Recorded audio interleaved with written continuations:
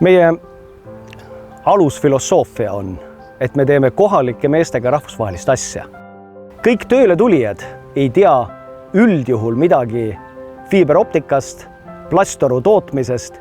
Pigem on need mehed olnud pottsepad, politseinikud, turvatöötajad, piirivalvurid, ehitajad. Täna on enamikus neist saanud plastieksperdid. Mina alustasin täiesti tavalise trumlipoisina, siis olin kerilautade peal, olin vahetuse vanem ja nüüd olen tootmisjuht. Mina alustasin tootmisjuhina ja praeguseks olen tehnikajuht. Meile pääseb tööle 3 sammuga.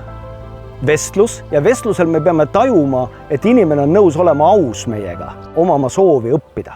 Need on 2 sellist algust. Seejärel läbime proovipäevad ja peale nende õnnestumist asume tööle. Õpetamine on see sisu, tänu millele see ettevõte toimib.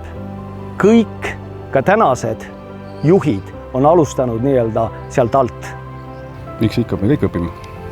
Mina olen sel alal 24 aastat olnud ja ikka iga päev midagi tuleb jälle uut, et nii ta on.